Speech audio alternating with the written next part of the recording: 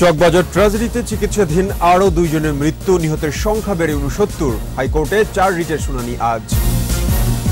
বিমান ছিনতাই চেষ্টাকারী পলাশের মরদেহ শনাক্ত, নেওয়া হয়েছে নারায়ণগঞ্জে, এলাকায় প্রতারণার অভিযোগ। ডাকসু নির্বাচনের মনোনয়ন জমার শেষ দিন, আজ অংশ নিচ্ছে সবাই, সর্বমোট 10 প্যানেল ঘোষণা।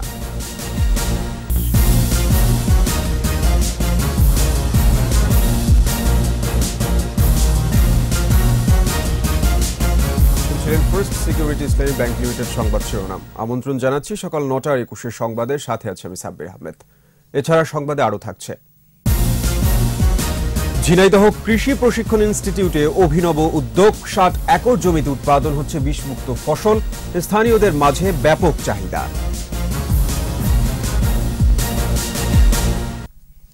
রাজধানীর চকবাজারের চুড়িহাট্টায় ভয়াবহ অগ্নিকাণ্ডের ঘটনায় ঢাকা মেডিকেল কলেজের বার্ন ইউনিটে চিকিৎসাধীন অবস্থায় 2 জন মারা গেছেন। এখন পর্যন্ত মৃতের সংখ্যা দাঁড়ালো 69 জনে। এদিকে চুড়িহাট্টায় ভয়াবহ অগ্নিকাণ্ডের ঘটনায় দায়ের করা 4টি রিটের শুনানি আজ। বিস্তারিত আহমেদ বাবুর রিপোর্টে। গেল 20 ফেব্রুয়ারি রাতে পুরান ঢাকার চকবাজারের চুড়িহাট্টায় ভয়াবহ অগ্নিকাণ্ডের পর ঘটনাস্থল থেকে 67 জনের মৃতদেহ উদ্ধার করে ফায়ার সার্ভিস ও সিভিল ডিফেন্স।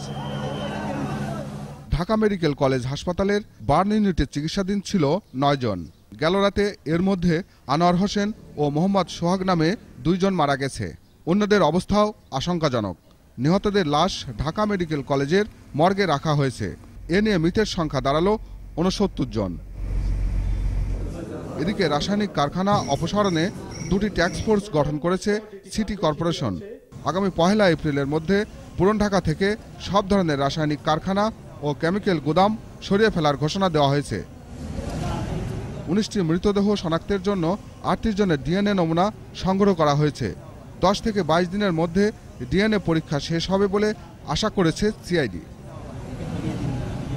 এদিকে চুড়িহাট্টায় ভয়াবহ অগ্নিকাণ্ডের কারণ অনুসন্ধান, বিচারিক কমিশন গঠন ও ক্ষতিপূরণ প্রদান সহ 4টি রিটের শুনানি মঙ্গলবার হবার কথা রয়েছে।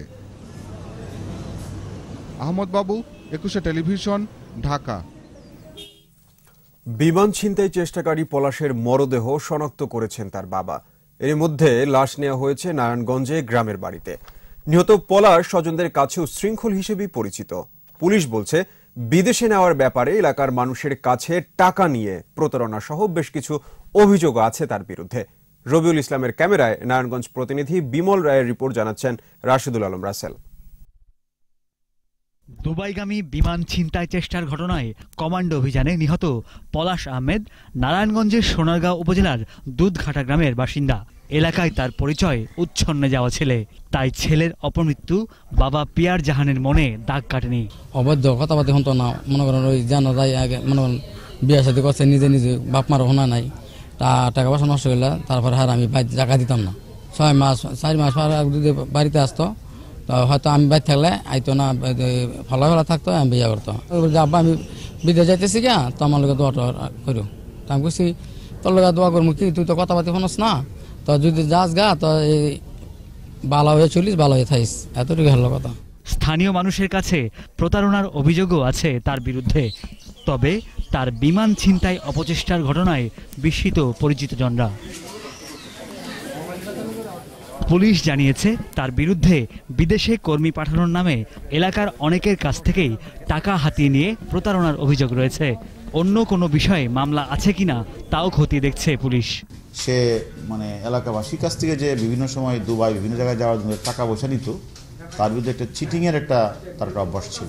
সে এখানে 20-25 দিন ছিল, সেটা আমরা জেনেছি।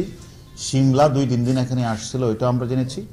এবং সে এখান থেকে চলে দুবাইয়ের উদ্দেশ্যে সে রওনা দেয়। তারপরে সে ঘটনা ঘটে হলো চিটাগাং। সেখানে যদি সারা আইওরা মনে করে যে এই বিষয়গুলো আমলে নিবে, তা আমলে নিবে। Desk report, 21 television. ঢাকা উত্তর সিটির মেয়র পদে উপনির্বাচনে আজ মধ্যরাতে শেষ হচ্ছে আনুষ্ঠানিক প্রচার প্রচারণা। পরশু 28 ফেব্রুয়ারি বৃহস্পতিবার উত্তর সিটির মেয়র পদ ও 2 সিটিতে সংযুক্ত নতুন ওয়ার্ডে ভোট গ্রহণ হবে। ওই দিন সকাল 8টা থেকে বিকেল 4টা পর্যন্ত টানা ভোট গ্রহণ চলবে। এদিকে ঢাকা উত্তর সিটি কর্পোরেশন ও দক্ষিণের নতুন ওয়ার্ডের এলাকায় আগামী বৃহস্পতিবার নির্বাচন উপলক্ষে সাধারণ ছুটি ঘোষণা করা হয়েছে। আজ ২৬ ফেব্রুয়ারি মধ্যরাত ১২টা থেকে ১ মার্চ শুক্রবার মধ্যরাত পর্যন্ত মোটরসাইকেল চলাচলের উপর নিষেধাজ্ঞা থাকবে। আর ২৭ ফেব্রুয়ারি মধ্যরাত ১২টা থেকে ২৮ ফেব্রুয়ারি মধ্যরাত ১২টা পর্যন্ত ২৪ ঘন্টার জন্য অন্য সব যন্ত্রচালিত যান চলাচল বন্ধ থাকবে। ডাকসু নির্বাচন প্রসঙ্গ।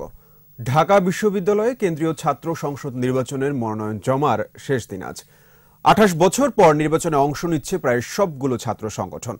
ছাত্রলীগ, ছাত্রদল, বাম ছাত্র সংগঠন সহ মোট ১০টি প্যানেল ঘোষণা করা হয়েছে। ক্যাম্পাসে শান্তিপূর্ণ পরিবেশ নিশ্চিতের দাবি জানিয়েছে সব সংগঠন। জসিম জুয়েলের রিপোর্ট। ২৮ বছর পর আগামী ১১ই মার্চ হতে যাচ্ছে ঢাকা বিশ্ববিদ্যালয়ে কেন্দ্রীয় ছাত্র সংসদ ডাকসু নির্বাচনে ছাত্রলীগ, ছাত্রদল, বাম ছাত্র সংগঠনগুলোর জোট সহ প্রায় সব সংগঠনই অংশ নিচ্ছে। এর বাইরে সাধারণ ছাত্র অধিকার নামে নির্বাচনে মাঠে নেমেছে কোটা আন্দোলনকারীরাও। দিনভর ঢাকা বিশ্ববিদ্যালয়ের ডাকসু চত্বর এবং মধুর ক্যান্টিন ছিল ছাত্র সংগঠনগুলোর নেতাকর্মীদের পদচারণায় মুখর। মনোনয়ন সংগ্রহের শেষ দিনে বিকেলে প্যানেল ঘোষণা করে ছাত্রদল। তাদের দাবি, ক্যাম্পাসে এখনো সহ অবস্থান নিশ্চিত না হলেও গণতন্ত্রের স্বার্থে নির্বাচনে অংশ নিচ্ছে তারা। সহসভাপতি মুস্তাফিজুর রহমান, জিএস আনিসুর রহমান অনিক। এর আগে সকালে ছাত্রলীগের সাবেক সহসভাপতি সোহান খানের নেতৃত্বে অসাম্প্রদায়িক সাধারণ শিক্ষার্থী পরিষদের একটি প্যানেল ঘোষণা করা হয়। ডাকসু নির্বাচন ২০১৯, এখানে সহসভাপতি হিসেবে রাখা হচ্ছে মোহাম্মদ সোহান খান এবং সাধারণ সম্পাদক হিসেবে আছেন মোহাম্মদ আমিনুল ইসলাম বুলবুল। এবার কোটা সংস্কার আন্দোলনের নেতারাও ডাকসু নির্বাচনের মাঠে। সাধারণ ছাত্র অধিকার সংরক্ষণ পরিষদের ব্যানারে ২৫ পদের বিপরীতে ১৭টিতে লড়বে কোটা আন্দোলনকারীরা। সহ সভাপতি ভিপি নুরুল হক নূর। ছাত্র ইউনিয়নের সভাপতি লিটন নন্দীকে ভিপি প্রার্থী করে প্যানেল ঘোষণা করে প্রগতি ছাত্র জোট। লিটন নন্দীকে আমরা দুই জোটের পক্ষ থেকে ভিপি পদে আমরা মনোনয়ন দিয়েছি। উম্মে হাবিবা বেনজির তিনি এই দুই জোটের পক্ষে জিএস পদে নির্বাচন করবেন। নির্বাচনী মাঠে সবার জন্য সমান সুযোগ নিশ্চিত করার দাবি সংগঠনগুলোর।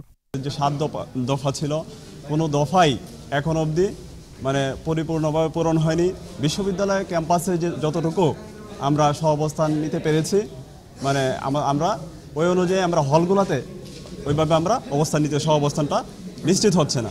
পরিবেশের কথা যেটা বলা হচ্ছে, একেবারেই ট্রু সেন্সে লেভেল প্লেইং ফিল্ড এখানে রয়েছে। যার যার মতো করে তারা নির্বাচনে অংশ নিচ্ছে। কোথাও কাউকে বাধা দেওয়া বা কোনো ধরনের প্রভাব খাটানোর মতো কোনো ইস্যু হয়নি। এদিকে ডাকসু নির্বাচন স্থগিত চেয়ে রিটের শুনানি নিয়ে কোনো আদেশ দেয়নি হাইকোর্ট। ফলে নির্বাচন হতে কোনো বাধা আর থাকলো না। জসিম জুয়েল, ২১ টেলিভিশন, ঢাকা। দর্শক, সংবাদে নিচ্ছে ইসলামী ব্যাংক বিরতি। যখন ফিরছি তখন অন্যান্য খবরের সঙ্গে আরো যা থাকছে। বঙ্গোপসাগরে লঘুচাপের প্রভাবে রাজধানীতে ভারী বৃষ্টি, বিপাকে কর্মজীবী মানুষ। কুষ্টিয়ায় পুলিশের সঙ্গে বন্দুকযুদ্ধে এক মাদক ব্যবসায়ী নিহত, অস্ত্রগুলি উদ্ধার।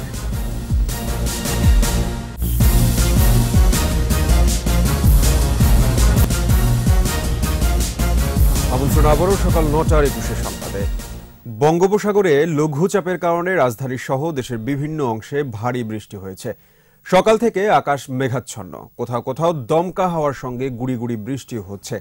বৈরী আবহাওয়ার কারণে দুর্ভোগে পড়েছে শিক্ষার্থী ও কর্মস্থলগামী মানুষ। উপকূলীয় অঞ্চলের বিভিন্ন জায়গায় ঝোড়ো হাওয়ায় ব্যাপক ক্ষয়ক্ষতি হয়েছে।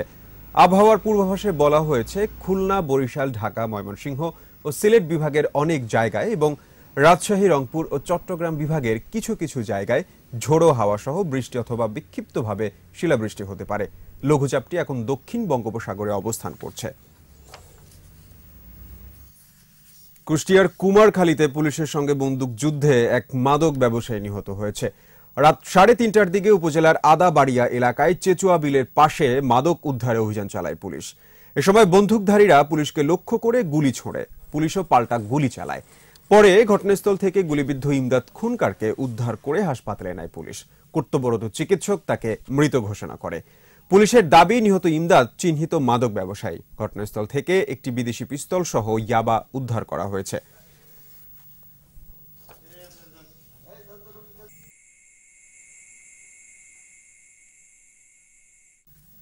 এবার আমাদের সাপ্তাহিক আয়োজন সোশ্যাল ইসলামী ব্যাংক লিমিটেডের সৌজন্যে জনসচেতনতা।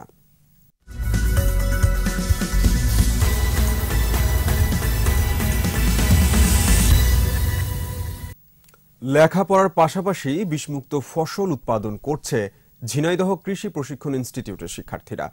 ক্লাসের আগে পরে শাকসবজি সহ নানা ফসলের আবাদ করছে তারা। নিজেদের চাহিদা মিটিয়ে এসব শাকসবজি বিক্রি করছে শিক্ষার্থীরা। এছাড়া হাঁস, মুরগি ও গরু সহ নানা প্রজাতির পশু পাখিও পালন করছে তারা। ঝিনাইদহ প্রতিনিধি এম রায়হানের রিপোর্ট, জানাচ্ছেন মুশফিকা নাজনীন। 2006 সালে ঝিনাইদহ শহর থেকে 5 কিলোমিটার দূরে গড়ে তোলা হয় কৃষি প্রশিক্ষণ কেন্দ্র। এর 60 একর জমিতে বিষমুক্ত ফসল আবাদ করছে শিক্ষার্থীরা। নিয়মিত ক্লাসের পাশাপাশি উৎপাদন করা হচ্ছে 60 ধরনের সবজি। এছাড়া মাছ চাষ ও হাঁস, টার্কি মুরগি, গরু, কবুতর সহ চলছে নানা পশু পাখি পালন।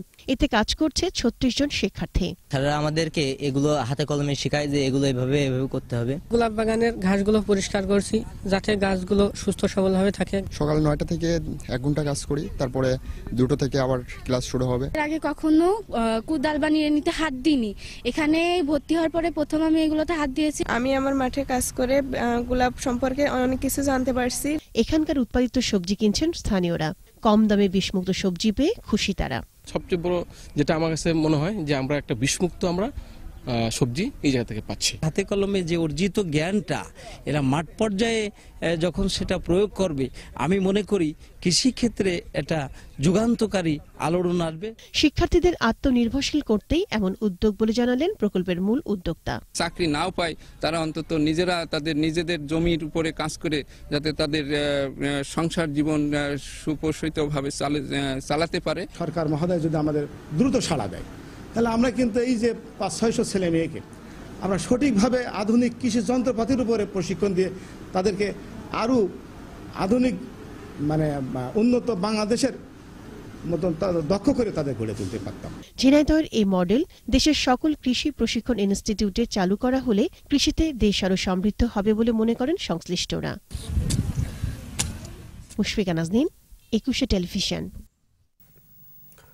আবারও নিচ্ছি ইসলামী ব্যাংক বিরতি। যখন ফিরছি তখন অন্যান্য খবরের সঙ্গে আরো যা থাকছে। করলেন ইরানের পররাষ্ট্রমন্ত্রী জাভেদ জারিফ।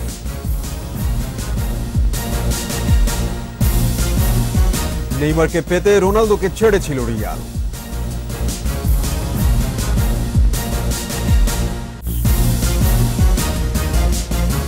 আর এই সাথে শেষ করছি সকাল 9:21 সংবাদ। তবে যাবার আগে ফার্স্ট সিকিউরিটি ইসলামী ব্যাংক লিমিটেড সংবাদ শিরোনামগুলো জানিয়ে দিচ্ছে আরো একবার।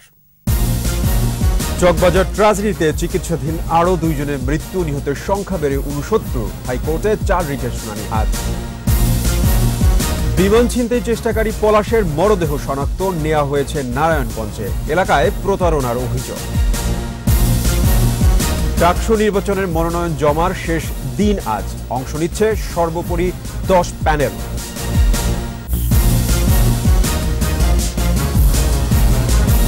দর্শক, সর্বশেষ খবর জানতে ডায়াল করুন 202 নম্বরে, আর ভিজিট করুন 21-tv.com ওয়েবসাইটে। এছাড়া ফেসবুকে ভিজিট করতে পারেন facebook.com/2124 অনলাইনে। এতক্ষণ সাথে থাকার জন্য সবাইকে ধন্যবাদ। পরবর্তী সংবাদ বেলা 11টায় দেখার আমন্ত্রণ রইল। 21-এর সাথেই থাকুন।